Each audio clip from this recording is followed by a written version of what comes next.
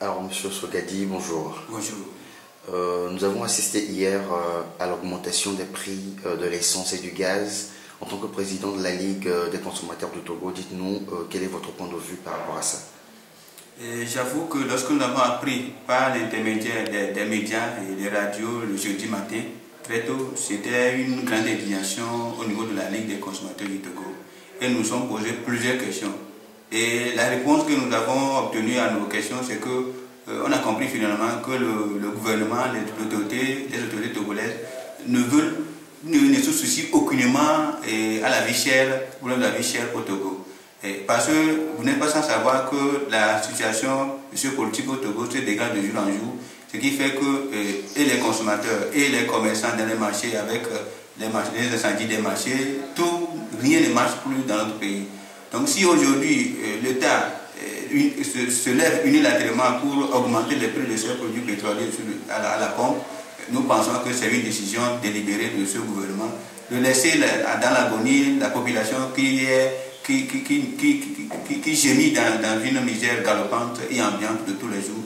Et c'est une grande indignation et nous pensons qu'on doit se lever pour mener des actions concertées afin que cette décision soit mise en cause et soit révisée. Alors dites-nous, votre association, enfin votre organisation n'a pas été associée, l'État ne vous a pas associé aux discussions avant de prendre ces décisions? J'ai dit que le gouvernement ne nous a associés en rien, nous ne sommes pas informés d'aucune décision. Et nous avons appris, tout d'ailleurs, comme les autres journalistes, les autres consommateurs togolais, les populations togolaises, au même pied d'égalité qu'eux. Donc nous avons été informés, associés à aucun événement, aucune activité. Donc l'État a pris cette décision unilatéralement, alors que le droit qui est réservé aux consommateurs, ils ont l'obligation d'avoir des associations qui les défendent et ils peuvent aussi revendiquer individuellement leurs droits. Maintenant, si l'État le fait unilatéralement, parce que peut-être il sait que les Togolais sont molles, les Togolais ne veulent pas revendiquer leurs droits et ils continuent de faire ce qu'ils veulent, leur volonté, ce qui fait que nous, on se pose aussi beaucoup de questions, mais sachez que nous ne croisons pas les bras, on verra ce que ça va donner. Alors, comment peut-on expliquer le fait qu'il n'y a même pas eu de mesures d'accompagnement? Vous savez, je le répète bien, nous sommes devant un gouvernement qui est presque inhumain, parce que les décisions ne ressemblent à des décisions humaines. Qui respecte la sagesse humaine. Donc, je crois que c'est un gouvernement qui ne veut pas que les gens se sentent à l'aise, alors qu'eux-mêmes, ils baignent dans l'opulence, dans la richesse, et tout ce que nous, on achète avec les maigres sous que nous avons, eux, ils les prennent au dos du contribuable. Vous n'êtes pas sans savoir que tout ce que les directeurs des sociétés, les responsables des départements, les ministres, c'est nous qui les véhiculons, c'est nous qui les achetons du carburant, c'est nous qui les payons les frais d'électricité, le téléphone, tout. Alors qu'à la fin du mois, ils prennent encore leur salaire du mois. Donc ça veut dire que c'est une minorité qui s'accapare les biens de la République et qui veut toujours continuer à museler la population. Alors quelles sont les actions dans le futur que la LCT va mener? Au fait, tout avant d'aller au niveau des actions, en faisant une petite analyse des données de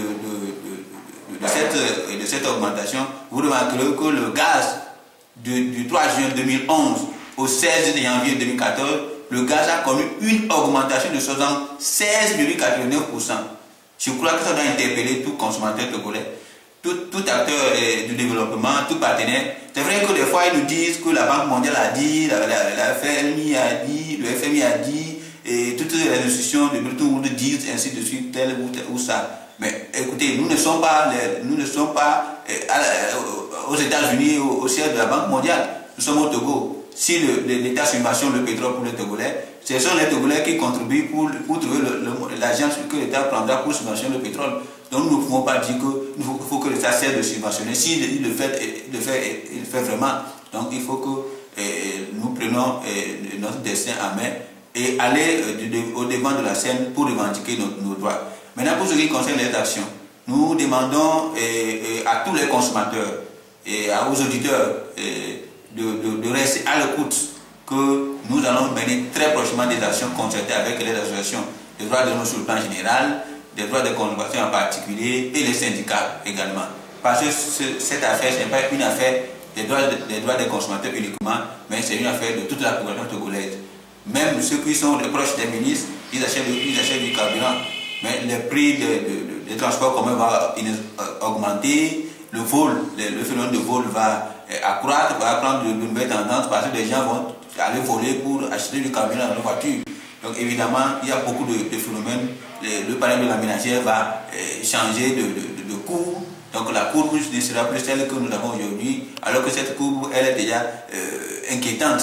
Et si il faut toujours chercher à changer cette courbe, nous pensons que c'est une volonté délibérée de laisser la population dans cette souffrance, dans cette misère, et de laisser la minorité qui opprime et qui vit toujours dans l'opulence. Donc il faut que la population togolaise se lève d'un seul pour un seul homme et aille de l'avant et revendiquer leurs droits. Merci beaucoup.